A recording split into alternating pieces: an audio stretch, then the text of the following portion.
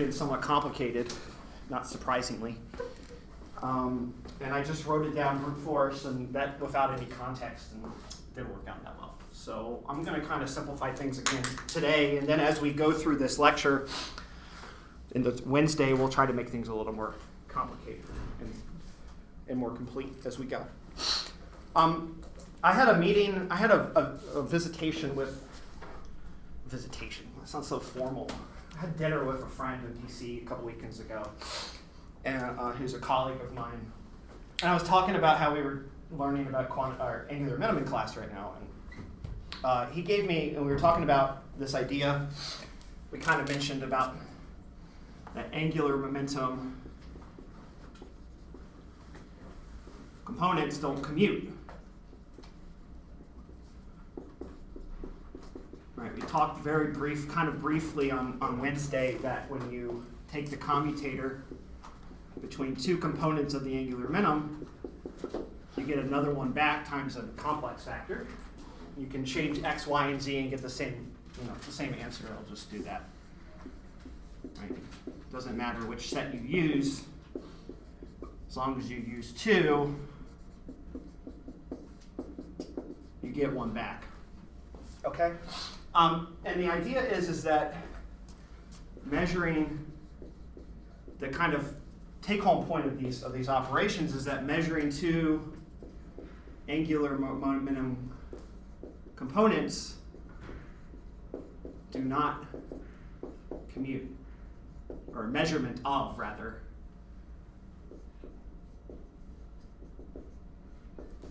do not commute. And what I mean by commute is just in the algebraic sense. If you have some, just remember from algebra 1, we said that algebra commutes. You can commute things in algebra by saying x times y equals y times x.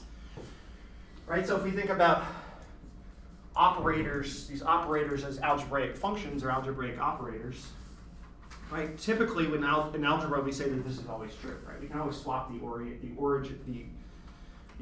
of operations and get the same answer. But it turns out, in 3D space, this same idea, commutivity, doesn't work. So if you take two rotations or two angular minimum, imagine you're changing the angular minimum of your system or rotating it along an axis and doing another one, and then reversing the operation. I'll give you a nice explanation of this in just a second, a demonstration. This doesn't actually work. So let me explain why that is. And this is not a quantum mechanical thing. This is for rotations. When you rotate something in 3D space, they're not commutable. They don't commute. And I can show this to you. It's not a quantum mechanical effect, but just a natural part of 3D rotations. And my friend suggested to use a die. So because I'm a nerd, I don't have a D6. I have a D20 in my bag. But it doesn't matter which die you can use. I can illustrate that rotations, again, all angular minimum is you're rotating something, right? So when you think of angular minimum, you should think of rotation, right? So the operations for rotating something is the same as giving something angular minimum. We're just spinning it along an axis. But I can show you on the die that they don't commute. So what I'm going to do is I'm going to start at a starting position on this die facing me. All right, so here's the 20, right? The 20 is facing me. And I'm going to do a couple of rotations of this die and find out where I end up on the die after doing it. And then I'm going to do the opposite. So if I make two operations, I'm going to do the opposite order next. And what we'll see is we end up on different parts of the die. So let me show, so the initial step, the initial position, you don't have to write this down, you can just follow along. So I'm just going to put my die like this and look straight on from it, and what I see is an edge here that has a 20 and a 13 above it. So if I were to write, so the 20 here and 13 here, that's what I see. Now what I'm going to do is I'm going to rotate it along two different axes, two different operations. So the first one I'm going to do, let's define it. We should define an axis system for this as well. So I'm going to define it like this, right? Just so we can define which axes we're rotating our object on. So what I'm going to first do is rotate die clockwise by pi radians, or 180 degrees. around z-axis. Okay, so z-axis is up and down, so I'm going to rotate it like this 180 degrees. So when I do that, I rotate it completely around, and I end up at this vertex here with 5 different numbers. So I'll try to draw it as accurately as possible. There's an upside down 3, an upside down 4, sideways 2 here, 1, and 5. Okay, so that's what I get when I rotate it 180 degrees clockwise around the z-axis. And then what I'm going to do is do a pi over 2 rotation clockwise around the x-axis.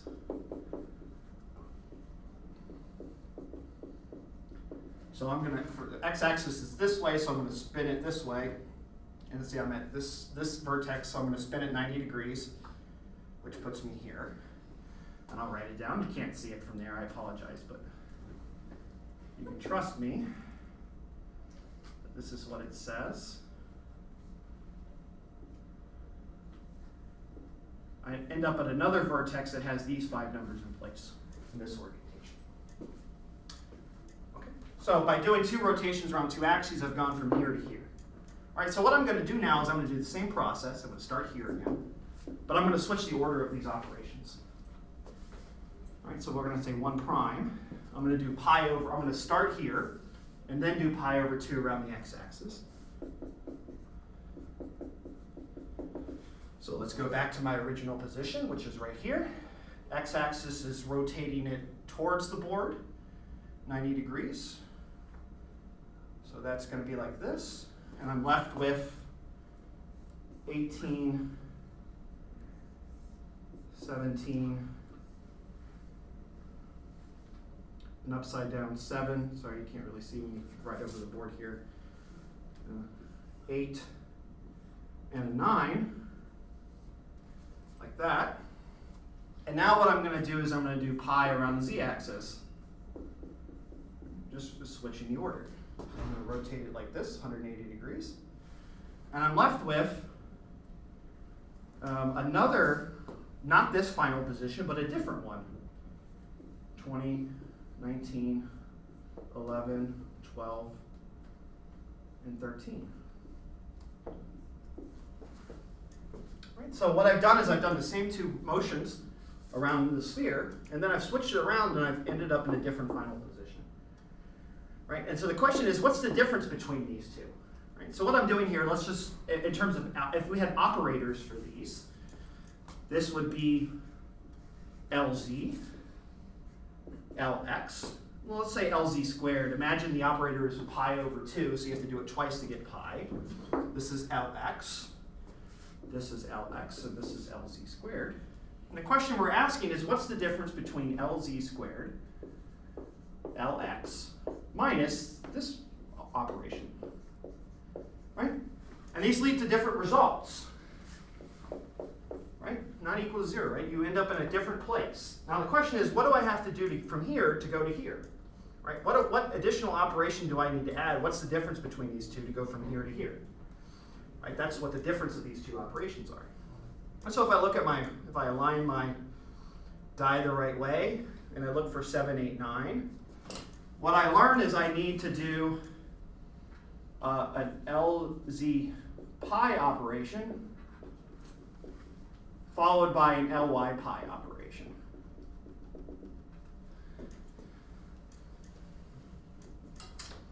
And so if we notice, if we think about it, LZ LX minus LX LZ is proportional to an operation around the 3rd axis, LY. Right? So when I do these in this order, X first then Z, and then Z first then X, I end up with a remainder, if you will, a difference between these 2 operations that's proportional to a rotation around the 3rd axis. That's exactly what we see in quantum mechanics. Here I'm going to do a rotation around Y, then one around X, and then swap it and calculate the difference, and I get a rotation around Z, and so on and so forth. Right? So this lack of commutativity between the angular minimum operators is buried in the symmetry of the sphere. Right? 3D rotations are not commutative. Right? And because rotations aren't commutative, then the angular minimum operators associated with rotation aren't either. Right? And the way that we bring quantum mechanics in is this IH bar right here. Right? This is the quantum mechanical part. Right? The fact that these don't commute and give us an operator or rotation around the third axis is totally classical. But because we're dealing with waves and we have this wave-like system, right? We have this wave-like structure to our system. We end up getting this extra quantum mechanical part, this IH bar, that gives it the kind of quantum mechanical flavor, right? But this is just 3D rotations, just in a different language. Right? And what this means then is that all this means is that in quantum mechanics, this is equivalent to that a system or a wave function can only be defined by one angular minimum direction.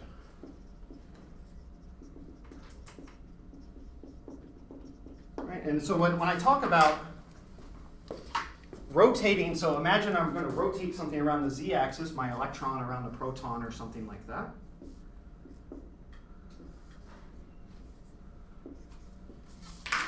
I'll draw my angular minimum vector in this direction. And what I'm doing when I apply LZ to it is I'm measuring, again, this distance, right, the projection along the z-axis. But the system is only defined around the z-axis. It's not defined around Lx or Ly.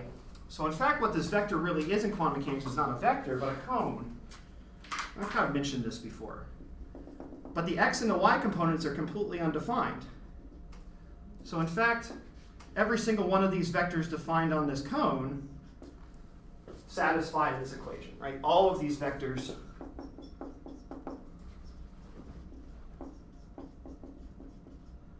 correspond to a wave function defined by Lz and L squared. Right? Remember, these don't commute. These commute.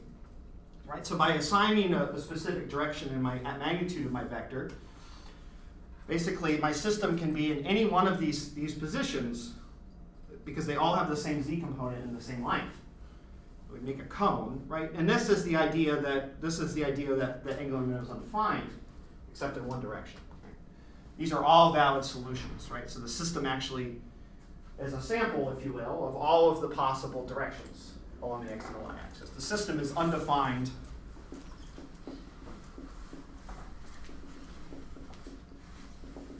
around this cone. Right? And this is the quantum mechanical consequence of the fact that rotations don't commute. The things in 3D space require a specific orientation to go from point A to point B. There's a specific route to go from point A to point B.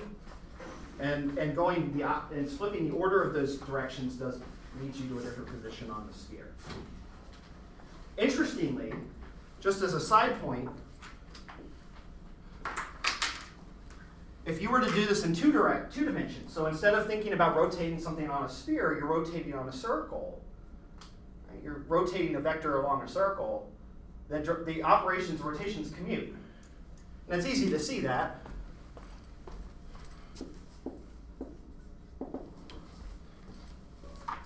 So for instance, here's my circle, and let me start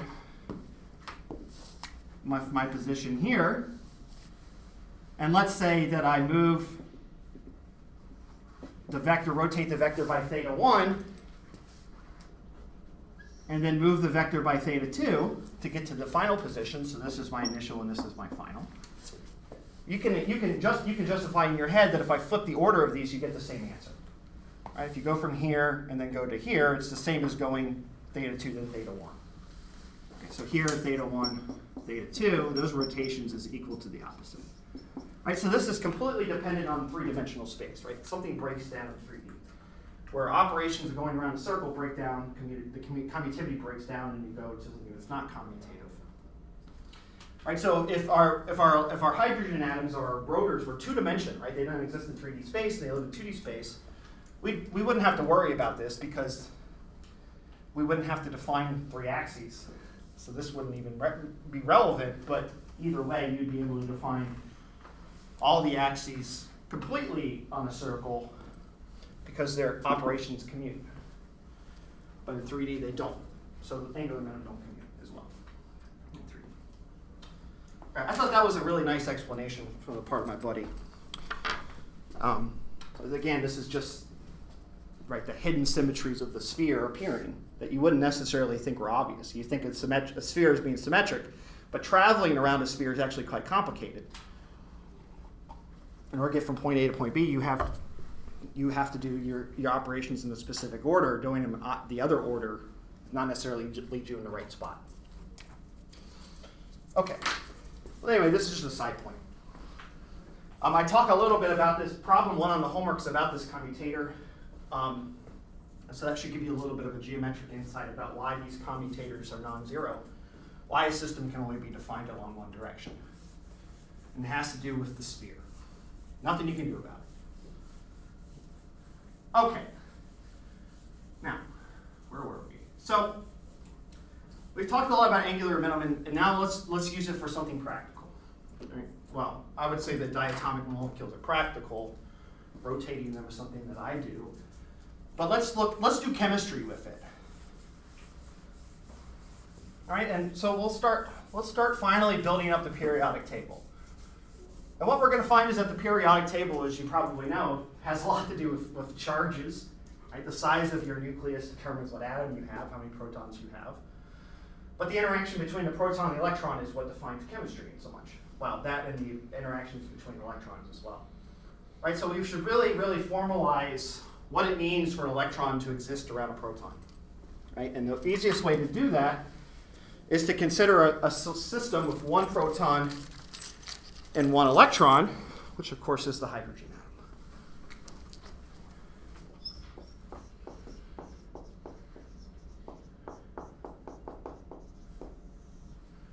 All right, so let's just think of a couple of things about what we know about the hydrogen atom.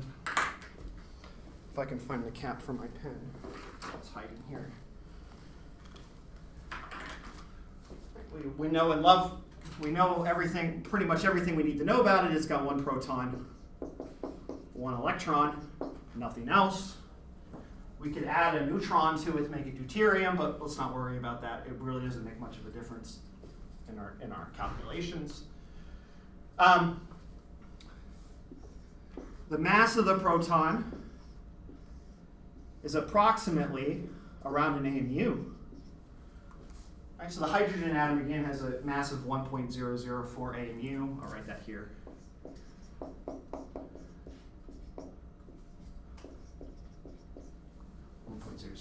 So the mass of the electron of the hydrogen atom is mostly the proton, and the electron is on the order of 10 to the minus 4 AMU.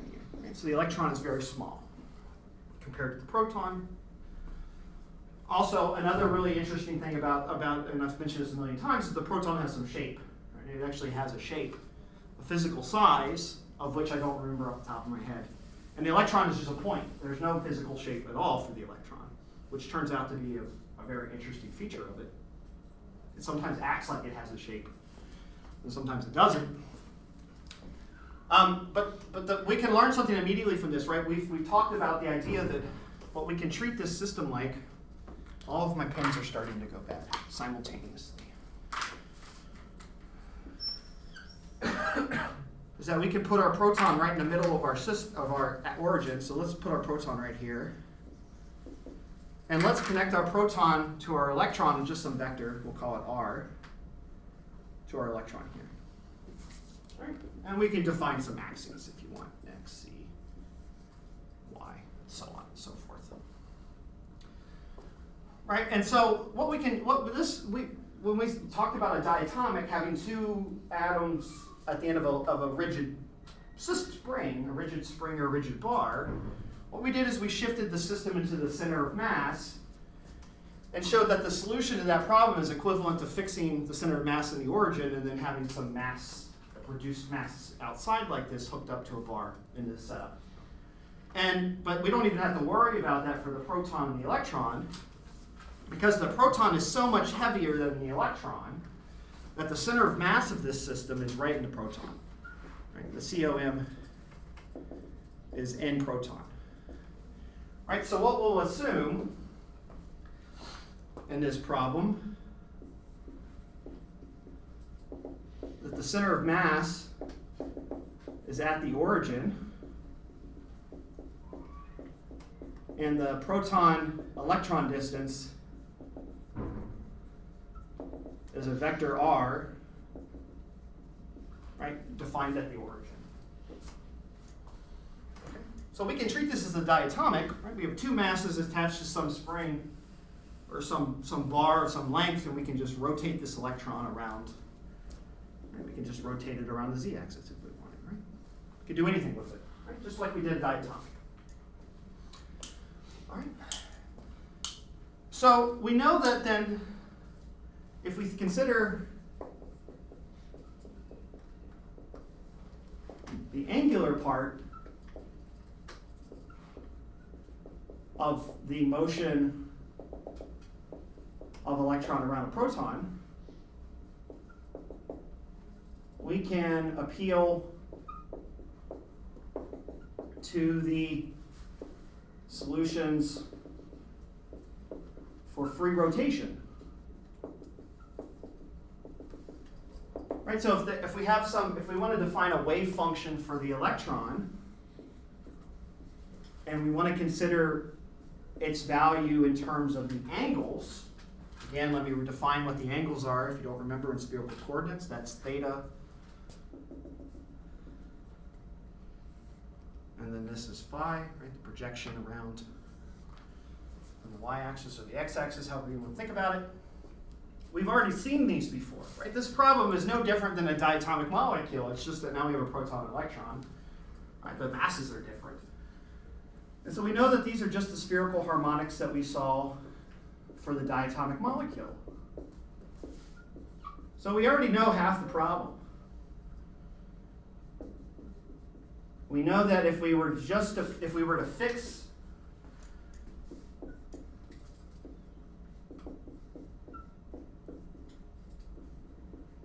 the bond length, or fix the distance between the electron and the proton, the wave function is going to look like the spherical harmonics.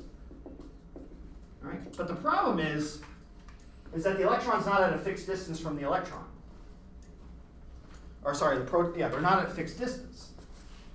Because when we had a diatomic, a normal let's say HCl, we didn't say that there was any attraction between the H and the Cl. We just fixed it at a specific position, which is its bond length, its equilibrium bond length. There's no net attractive forces or repulsive forces in that bond because it's sitting exactly where it wants to be. And we just rotated it, right? But here we have an active attraction between the two ends of our diatomic, if you will, our barbell, right? We have a positive charge and a negative charge. They're attracted to each other because of their charges, right? They're not neutral. So there's an electrostatic effect here as well. So what this means then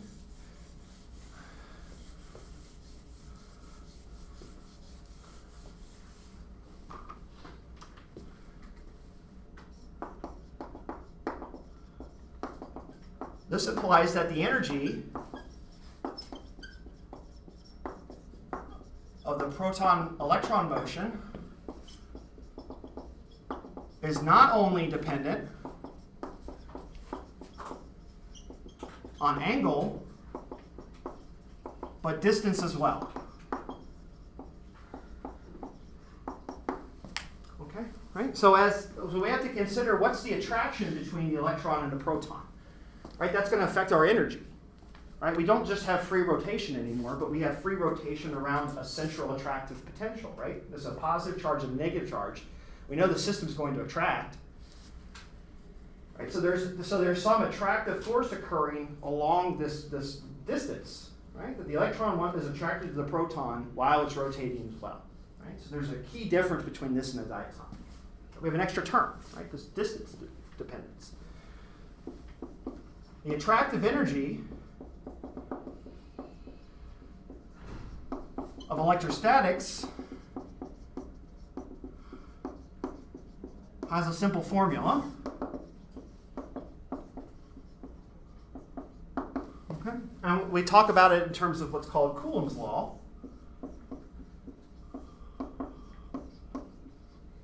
Right? And Coulomb's law says that the potential energy of an electrostatic attraction, so V of R, the potential energy, is equal to negative, let me make sure I have the formula right before I throw it off. I always forget it off the top of my head. Okay, yeah. Times the charge of the positive, so we'll call that Z plus, that's the charge of the positive point mass, like the proton in this case, times the charge of the negative mass, that's our electron, over 4 pi times this constant epsilon naught, it's just a number, times distance, 1 over distance. Right? I'll just notate all these. This is the charge of nucleus. So Z plus is the charge of the nucleus, and Z minus is the charge of the electron. Okay? And so it's some number, right? Some charges divided by 4 pi epsilon naught. This is a constant. It's called the permittivity of free space.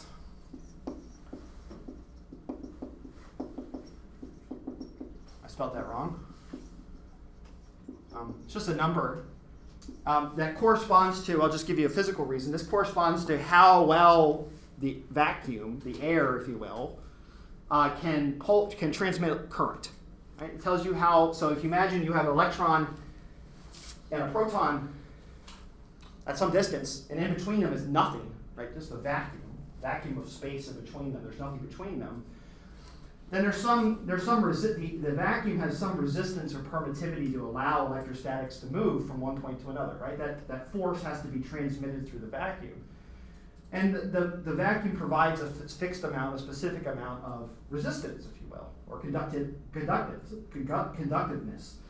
Right? If we were to places with air or water, you would have a different number, right? Because water or air might be more effective at transmitting electrostatic effects, called a dielectric, between the proton and the electron, the negative and the positive charges. That force, and the vacuum has its own value as well, but that's epsilon naught, right? So this is kind of how effective the system is at transmitting energy, or transmitting electrostatic forces, and it's just a fixed number. But anyway, it's very simple, right? It's just 1 over R, effectively. The potential energy is 1 over R, well, minus 1 over R. Right, so what that means is, and let's look at the signs here. Of course, this is the charge of the nucleus is positive. This is negative. So we have V of R is equal to a positive number, right? This negative sign goes away. It just depends on which way you want to look at it. We have a positive R. So this is a positive energy. It's an attractive energy. So, of course, the electron and the proton, am I missing that sign? Should I get rid of that sign here? Yeah, it doesn't matter. Okay. Right, so what this tells us is that at a given distance between the proton and the electron, there's some attractive force. Right, and it's always positive. It's always attractive. Always attractive between electron and proton, of course. Opposites attract. But here's the problem. Now here's an issue with this representation. Is that if you think about it, the attractive energy of this system, the potential energy, gets more attractive. Right? There's more attractive energy the closer the electron is to the proton. Right? It goes as 1 over R. Right? So as R gets small, the attractive energy skyrockets. It goes to infinity. Right? So if we were just to look at this and say, where do we expect the electron to be in the hydrogen atom? Right? We have a proton electron sitting there. Imagine we put them together and then let them do their thing. What would happen? Well, this would predict that the electron would just fly right into the proton. Right? Because all the potential energy of this attraction says that the system wants to get closer and closer to each other as much as possible. That negative charge wants to go to the positive charge. Right? So by just taking this assumption, by just looking at just the Coulomb effect, we would predict that there would be no hydrogen atoms. Because the moment the electron gets close to a proton to interact, they collapse together. Right? In fact, this was a big issue in the 1900s when they were talking about the hydrogen atom, because that's what they knew. Right? This is what theory predicts, that the hydrogen, the electron, and the proton just collide with each other, because that's all their energy tells them to do. But obviously that doesn't happen. Obviously there are real electrons, or real hydrogen atoms. The electron can exist around the proton stably for all time. So there must be some other effect going on. And the fact of the matter is that in order for the hydrogen atom to be stable, you have to consider two effects. One is that there's an attractive energy between the proton and the electron, but that the electron can exist at any point around the proton, right? It's spherically symmetric. And it can be anywhere. There's no reason for it to be at a specific orientation. Right? So the electron can orbit. There's some angular momentum associated with it. And when you combine the angular momentum part, right, the angular component of the motion with the distance component of the motion, we put these together, you get stable orbits. Okay, so if you look at one or the other, well, this tells you nothing about the proton and electron, just other than the electron will spin around the proton. But if we combine this fact with the fact that the electron is attracted to the proton, and then apply quantum mechanics to it, it turns out you get stable orbits, that the electron can exist at non-zero distances, or in fact it's predicted to exist at non-zero distances around the proton. That they don't just instantaneously collapse together. Right, so it wasn't until they realized you have to put these two things together and weigh them equally, the angular part and the radial part, and come up with a combined solution for something along all three coordinates, that you get orbitals. You get stable orbits, or stable energy levels for the hydrogen atom. And I don't really want to go into the nitty-gritty math details of how to get there. Okay? What I want to do is instead talk about the results. I'm going to set up the Hamiltonian, if you will. I'm going to talk a little bit about how we solve this problem. I'm not going to solve it. And then we'll talk a little bit about what the solutions look like, right? The wave functions and the energies of this problem. Okay, so let's set up the problem kind of intuitively. So, of course, the first thing we need to do is come up with a Hamiltonian, right? We want to solve the Schrodinger equation.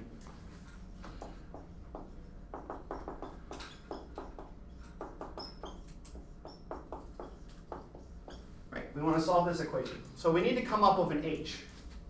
Right? We need to write our equation out. And we have two insights that we can use. One is that there is a potential energy that's dependent on distance.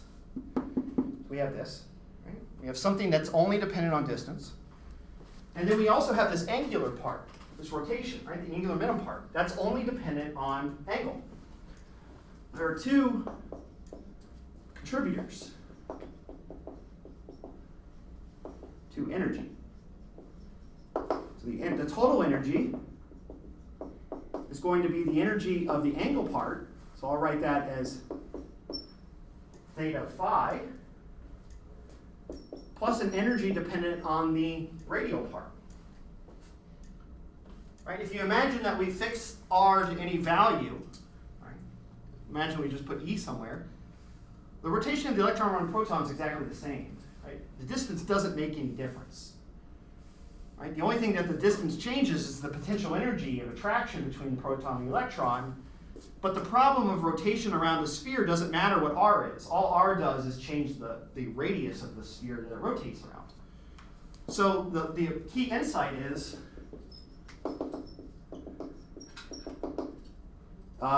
motion in the r direction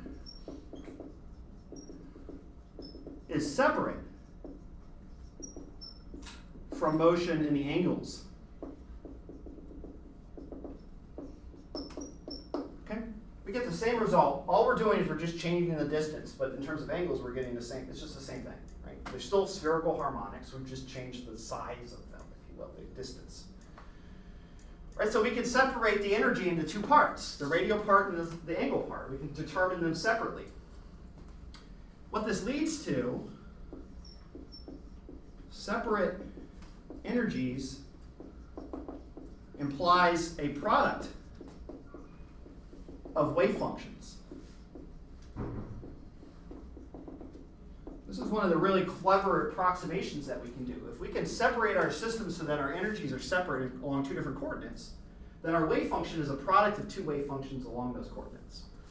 So the wave function for the hydrogen atom, which I'll call sigma 8 or psi h, is going to be a wave function that's a function of the angles times a wave function, we'll call it psi prime, that is just of r.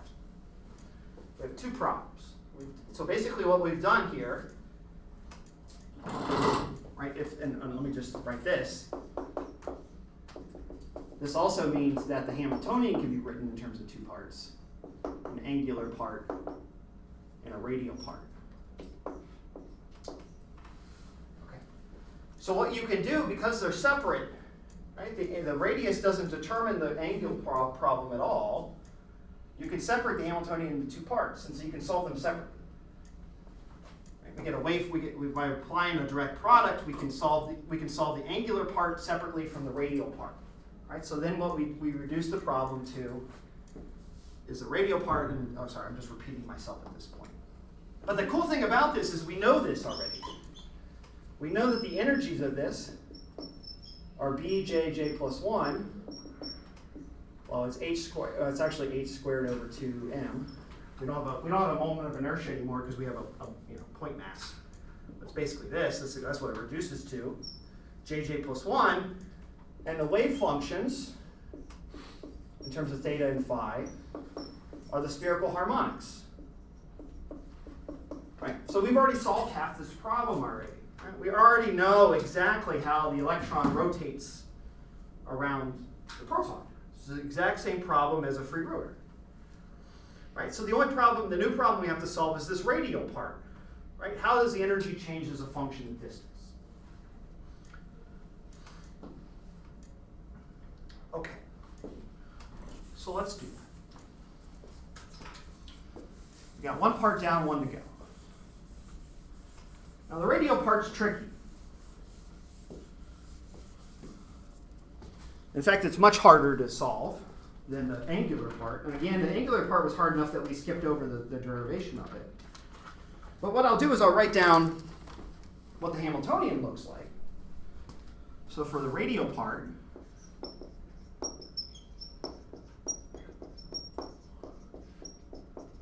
we can write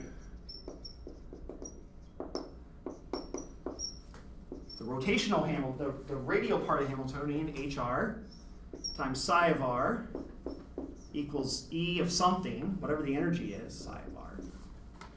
Right? And the Hamiltonian for H for radius is kind of complicated. Hopefully this one is. It's minus h bar squared over 2 m, the mass of the electron, r squared, times the derivative with respect to r squared d psi dr, plus h bar squared jj plus 1 over 2 me r squared minus z plus z minus 4 pi epsilon naught r minus the energy equals 0. So this is rewriting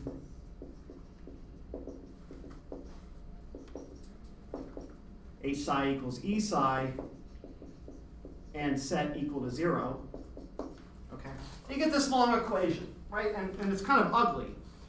What we're looking for are wave functions that when you take the second derivative of them, right? We're going to take the derivative of it, multiply by r squared, and take the derivative again. Right, so it's proportional to the second derivative of psi.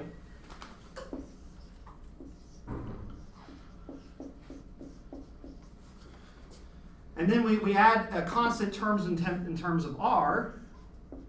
This is proportional to 1 over r squared minus 1 over r.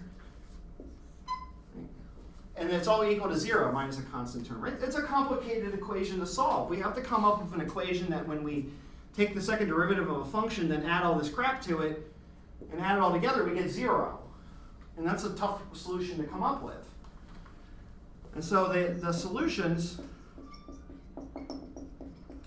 for the radial part, psi of r, often the book will call them big R of r, that's what Atkins calls them, are complicated.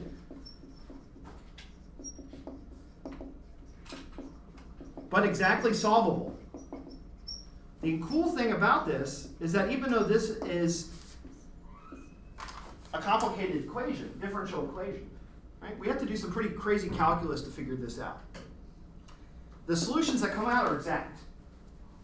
Right? So what we can do is that even though we've introduced all this complication, the things that we get out for representing the wave function of hydrogen are not approximations. They are the functions, the exact functions for the Schrodinger equation, for the wave function of the hydrogen atom. The end result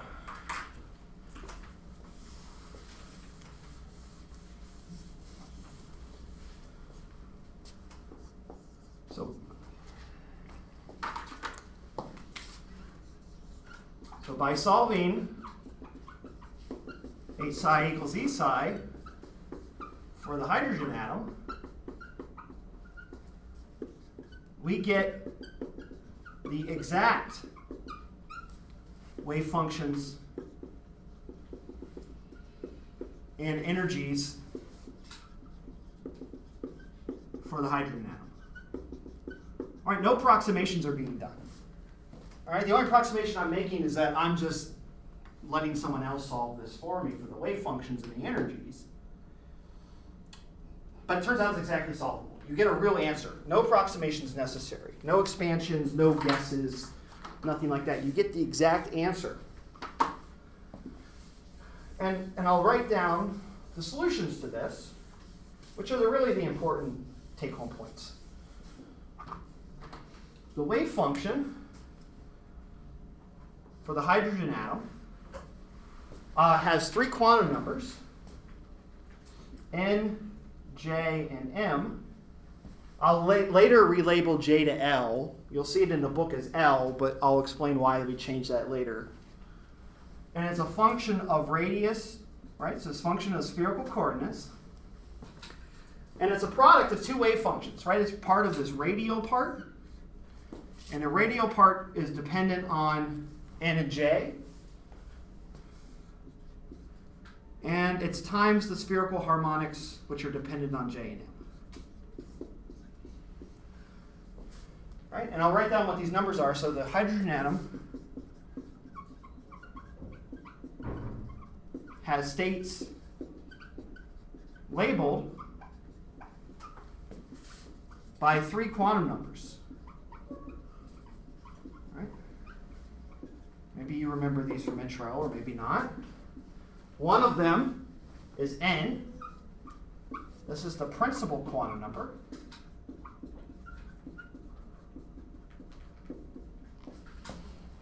And I'll explain what these are, what these represent in a second. There's L, which in this case is equal to J. Right? I'll change it to L later. I'll understand the difference soon once we get to it.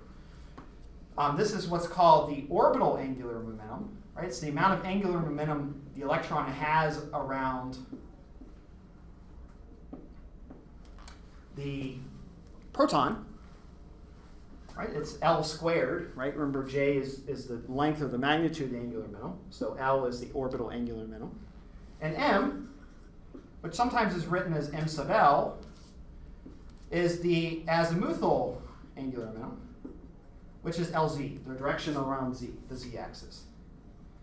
All right, and I'll draw it in terms of vectors, and I'll show you what each of these represent. So again, if we have it in our axis system, our proton, electron, this is supposed to be Z, Y. If we put our proton here,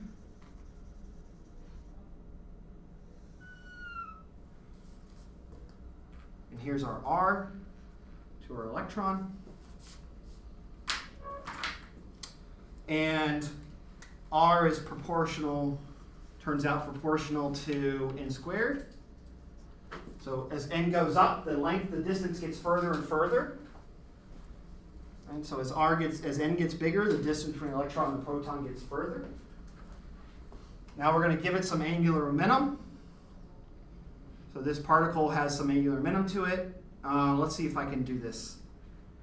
So if the angular momentum is in this direction, remember that the length is proportional to the square root of j or L plus 1 or j plus 1, whichever one you would like to use. Right, so the length of that.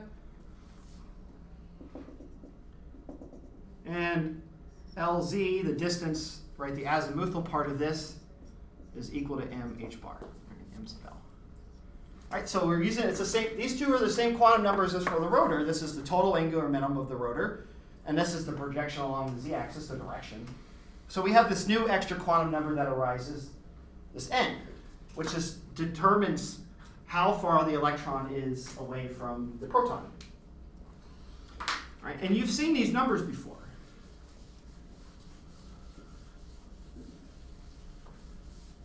Let me write down some. What I've written down are the wave functions, the general wave functions. So let's look at them more carefully, as well as the energies. Okay, so what I'm going to do is I'm going to make a table of n, L, and m sub L. And I'm going to write the wave function down for each one.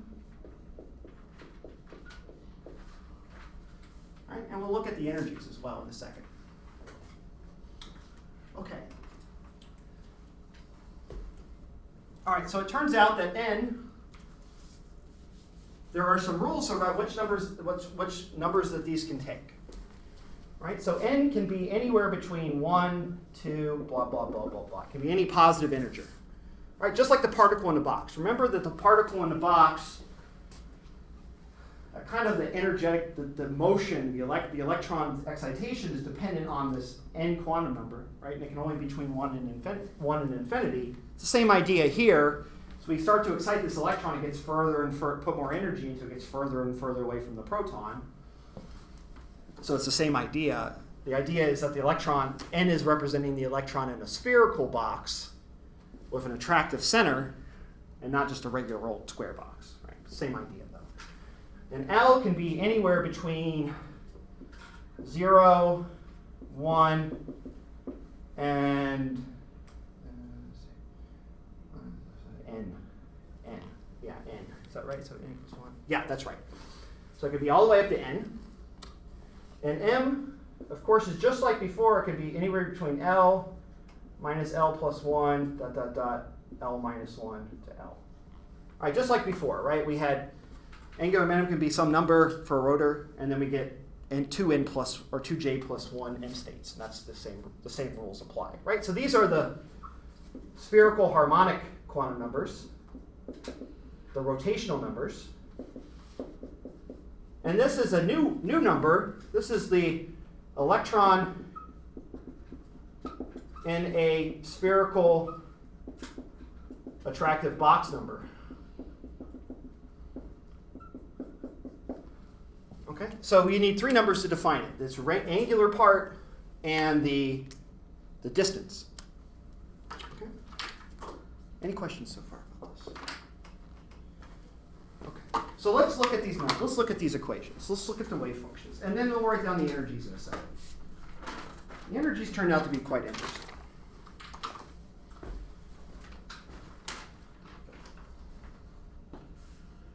So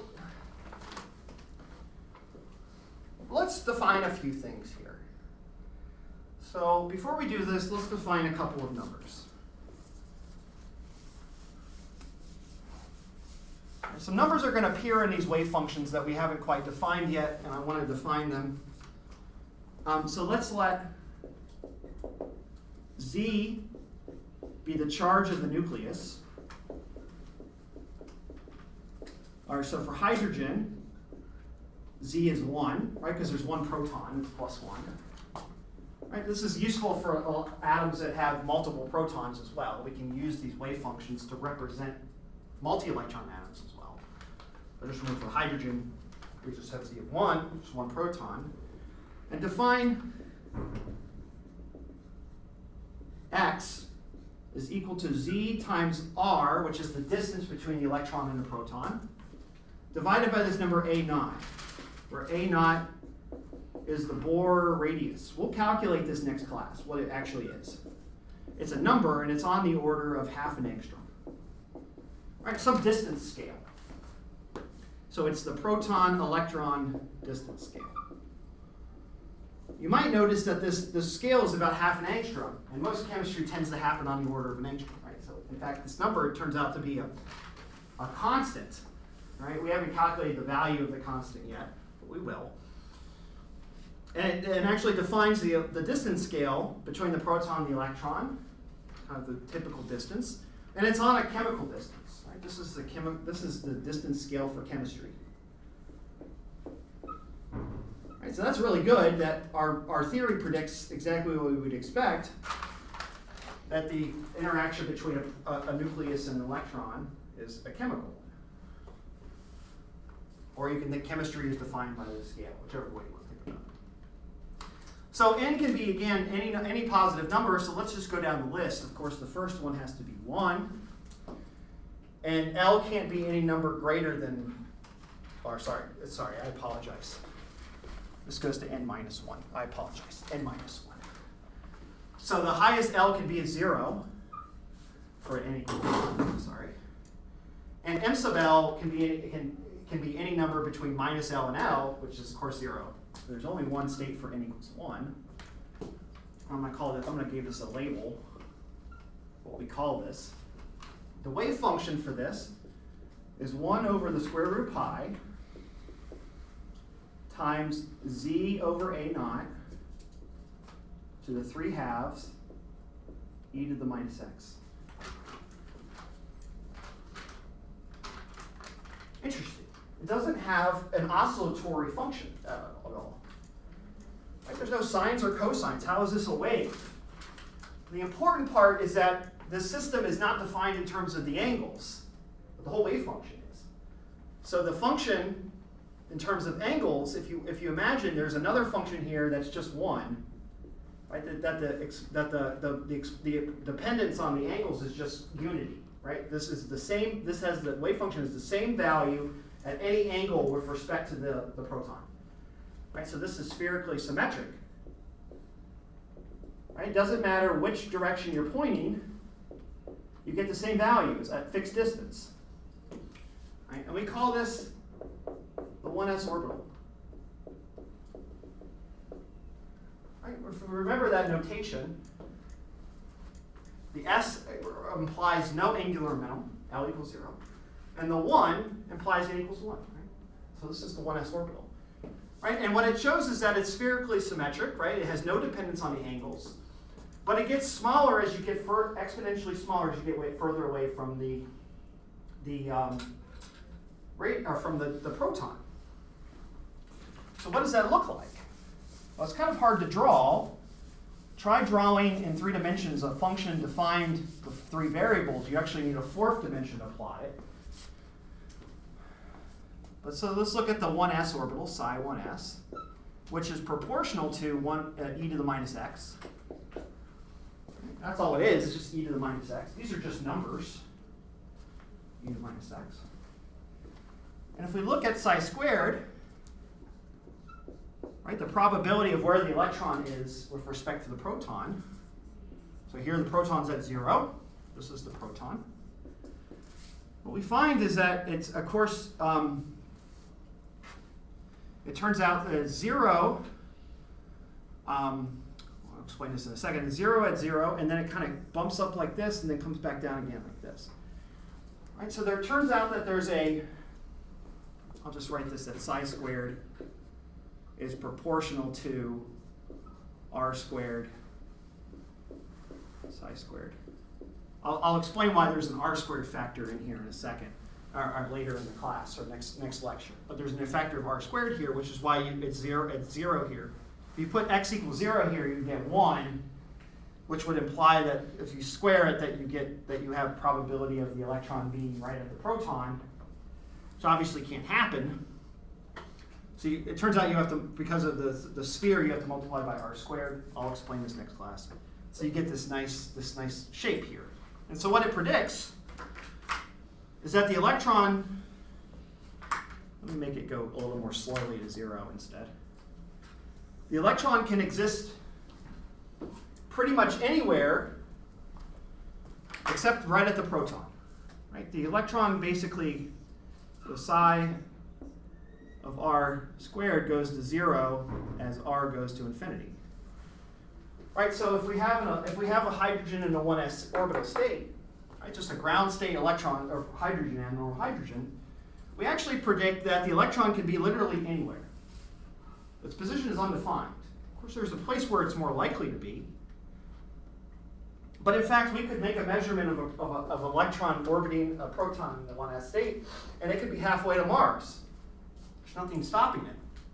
Of course, that potential, the probability of it being on Mars is tiny. In fact, maybe I'll have you calculate that. What's the probability of finding an electron on Mars? But you can do that. You can certainly do that. Right? But we see that there's some region where the electron kind of prefers to exist. This isn't right. We're just fixing r here, and it turns out that this maximum, right, the maximum distance is proportional to a naught. Right? It's a factor of a naught over 2 or something like that, I think, or 2 a naught. But the idea is that a naught, this number that we haven't defined yet, this Bohr radius, this distance scale, is intrinsic to the hydrogen atom itself, right? So the electron by itself, if you will, when it's just floating, doesn't have any angular minimum, just ground state, boring, that there's some intrinsic length scale that it tends to prefer to exist on, right? And this is on the order of half an angstrom, right? So on average, the electron exists in the 1s orbit about half an angstrom away from the proton. But it can be anywhere. Right? There's nothing stopping it from being all the way, halfway across the world. Right? Just a very small diminishing probability of that, because e to the minus x. Okay, but what I've done here, though, is I've really mischaracterized what the wave function looks like. Because what I've done is I've fixed the angles, and I've just basically I have the electron fixed at an angle, and I'm moving its distance along that axis. Right? But in fact, the electron can be at any direction. It can be anywhere. Right? So you have to take this function and you have to define it along an entire sphere. And that can be really hard to do, right? Because the sphere has 3 dimensions, and this is the 4th. So in fact, what the electron's probability cloud looks like around the proton. Let's see if I can draw it. So here's the proton. And basically there's a diffuse cloud. I'm going to draw it that's spherically symmetric. So what I'm drawing is I'm looking at the atom like from a bird's eye view.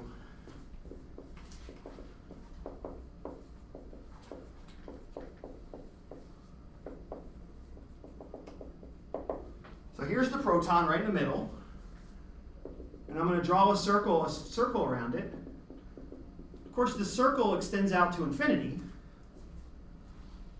but we can color it in. Darker color equals higher probability. Right? And so there's some region where you have a really high probability kind of out here. So I'll draw it like this. This is our high probability region. Right? So this is on the order of a naught. Right, and I'll try to color it in as much as I can. And then as I start to get out, it starts to get faded away, right? It starts to fade away. Ooh, I felt like Bob Ross. Happy little surprises. All right. And so it kind of fades away. So there's a light. It's light here, and then it gets darker, and then it kind of fades out, right? But this is spherically symmetric.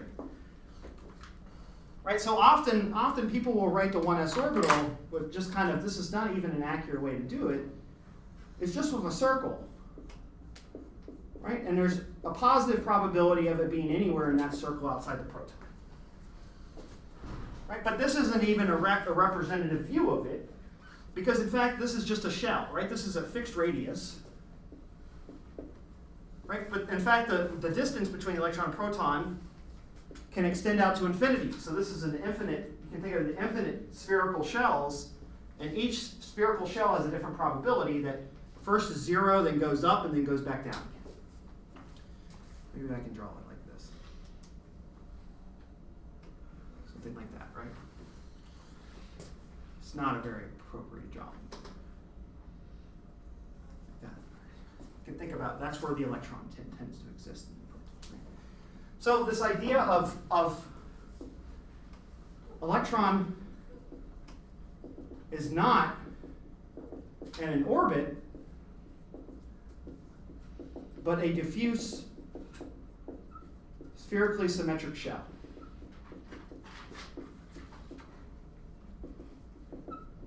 People often call this a cloud. Right? They talk about the electron cloud. And that's probably the best way to think about it, is it being a spherical cloud. But remember, all we're talking about is the probability, right? It's not that the electron, if we make a measurement of the electron, exactly, we're going to find it at specific positions, right? But if we don't make that assumption, right, if we don't do that measurement, the electron can exist at any point in this spherically symmetric shell, and it coexists simultaneously at all points until you make a measurement, right? So it looks kind of like a cloud, but this is a cloud that is not homogeneous, right? There are regions where there's low probability, there are regions that are high probability, and then it eventually tapers off to 0 probability, right? So the cloud has a thick region. You have a thick region here, and then a thin region on the outside. Right? So it's very hard to represent that in terms of a picture. Right? But if you were to say, take a cut of the sphere at this distance, the maximum distance, and ask the question, what does the 1s orbital look like at all positions where probability is maximum? It's just going to be a sphere. It's just spherically symmetric, and it's going to be at a radius of this distance. Okay, so typically when you see pictures of orbitals, so typical pictures of orbitals, right? Like you go look in your general chemistry textbook. Fix are to point where psi squared of r is maximum, and draw along the two angles. Okay, so when you see those lobe shapes for the p's and stuff, what they're doing is they're just fixing the r to where the probability is maximum and then drawing that shell. Okay, but orbitals are infinitely defined, right? They exist infinitely. Okay, but this is the 1s orbital. Obviously, it gets more interesting as you go up. Right? 1s is just a sphere. If you remember, the interesting thing, what we said, I kind of went through this very quickly, but when we talked a couple weeks ago at the beginning of Minimum about how Bohr defined or calculated the hydrogen atom, he talked about these stable orbits, these harmonic orbits. He predicted that the lowest energy state of the hydrogen atom has L equals 1. Right here we've shown L equals 0, right? So we've already corrected for all his problems. Right, this is a good sense, right? This tells us that we're on the right track. Maybe we're actually representing the hydrogen atom physically, because we predict that there is a state where there's no angular minimum. This is the 1s orbital. Right? Bohr would not predict that the 1s orbital exists. He would predict that it would be a p orbital. All right, so the question is, of course, where do the p orbitals come in? All right, I've just focused on the 1s orbital here. So again, what we can do is we can go up to the next level. We go to 2. Of course, there's the 2s orbital, right? 2, 0, 0. They're over here.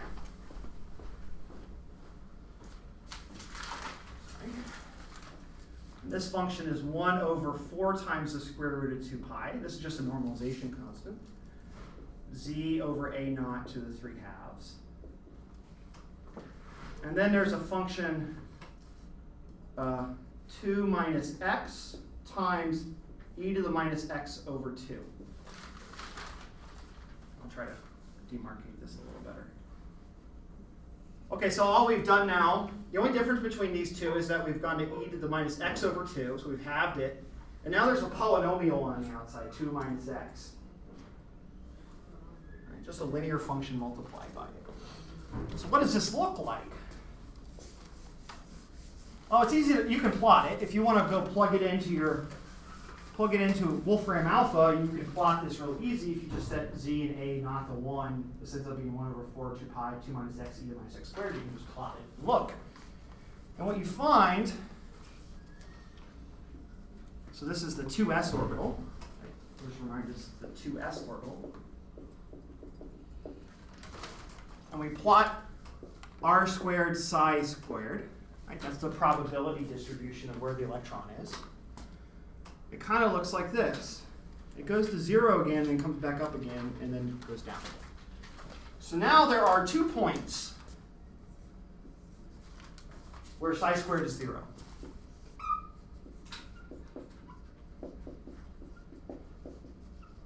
So now there's a ridge inside the shell where the electron can't exist. Right? So if I were to draw one of these diagrams, one of these bird view diagrams of the system, so I'll put the proton in the middle. What I have is an increasing probability as I go up, and then it goes back down again. Right here, so it's going up and it goes back down, and then it's 0. And then it goes up again. So there's another bright shell on the outside after it goes to 0 in the middle. Right? And then it kind of just diffuses out monotonically after that. All right, so if we were to just draw this generically,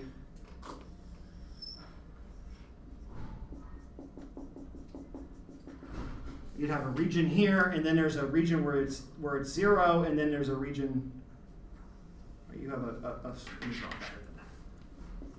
Right, you have a region where you have probability around the proton, and then there's a region where there is no probability, and then on the outside of that region, which is this node right here, there's more probability again. Right, so there's a space now in the 2s orbital where the electron can't exist.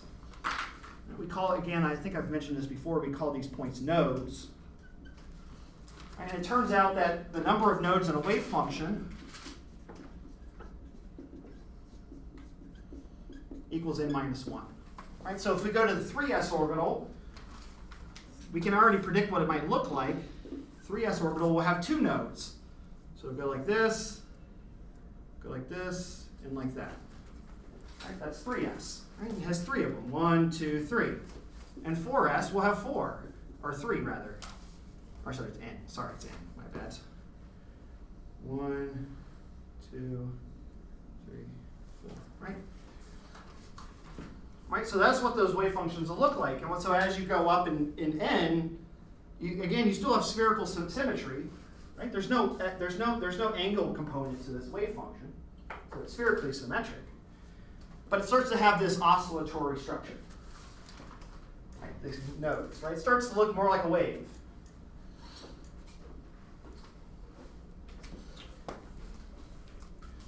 And this polynomial part, right, the only difference between these 2 functions, the 1s and 2s, is this 2 minus x. This provides the nodes. When you multiply, it turns out when you multiply e to the x times a polynomial, you get an oscillatory function. And so that's why these solutions look like this. Just as an example, I'll show you the 3s one. Oh, I don't have it written down. Okay, never mind. But anyway, it has an x squared instead. There was an x squared term in the 3. And then n equals 4, as the 4s orbital has an x cubed, and so on and so forth. All right, just 5 more minutes. Okay. I want to write down a couple more.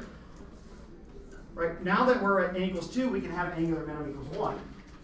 These are the p orbitals. This is so when you have m sub l equals 0, this is the pz orbital. And its function is 1 over 4 square root of 2 pi z over a naught to the 3 halves x e to the minus x over 2 times cosine theta. Now we have an angular component in there, right? So now this value, now this system is defined at all phi, but it changes value depending on which angle you're at theta. Remember, theta is the angle between the electron and the z-axis. Right? So as we start to move the electron away from the z-axis or closer to the z-axis, you get a node. Right? So when theta is pi over 2, cosine 0, right? So at theta equals pi over 2, we should also have a node as well. Right? And that's going to be around the xy plane. Right? So this should be positive and non-zero above and below the xy plane. And so if I were to draw it, right, we know exactly the way that this looks like. X, Y, and Z. I'll draw it with a different color. Right, so cosine, if cosine's pi, so remember that theta is defined here. So if cosine is theta, or theta is 0, it's along the z-axis, this is 1, or minus 1 down here. So the wave function is defined along the z-axis, but when you're at the xy plane, theta is pi over 2 and the whole thing's 0. So when you evaluate it, you get a node, a nodal plane, if you will, on the xy plane, where there's no probability of the system being, and then everywhere above and below it has this lobe-like structure. Right? It turns out, because of this theta as well, that there's another nodal plane along this axis as well. The system is symmetric like that. All right, so this is what the PZ orbital looks like, right? So again, this theta of dependence.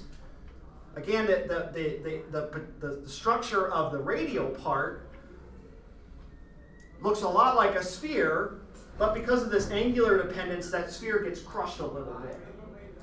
Right? And so you end up getting these kind of ellipsoidal nodes or lobes instead of the p orbital, right? And that's just due to this cosine theta.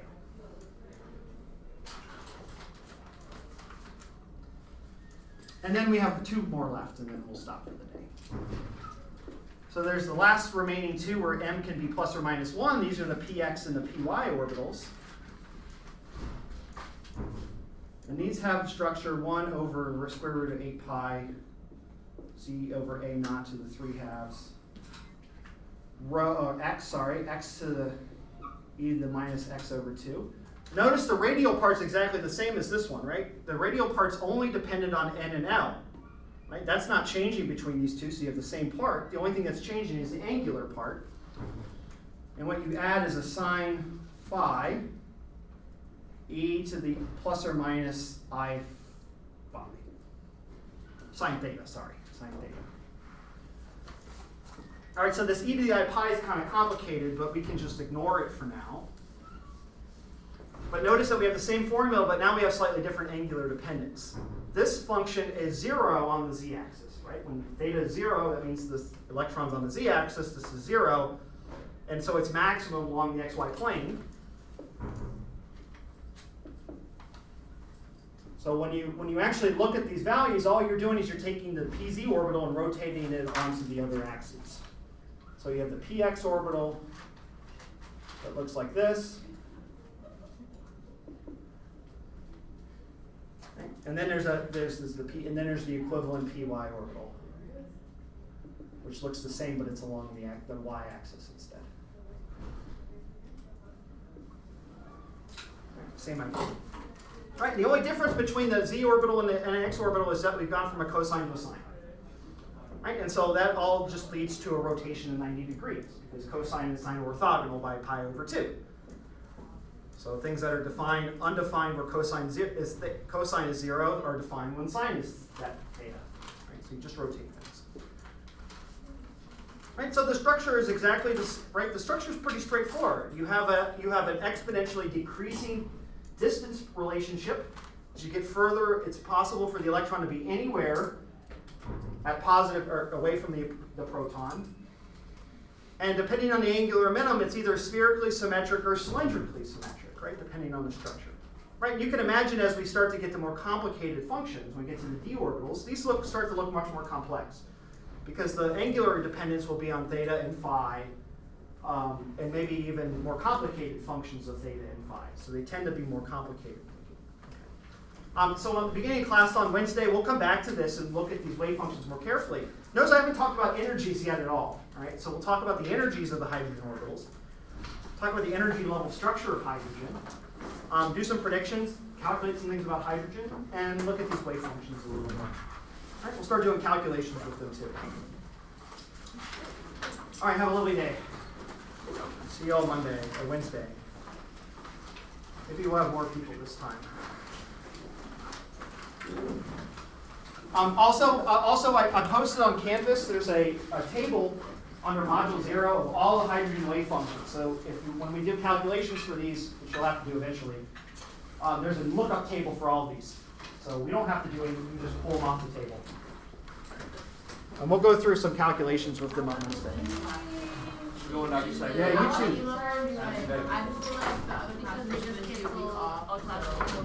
They did? Yeah. Okay. They canceled class tomorrow.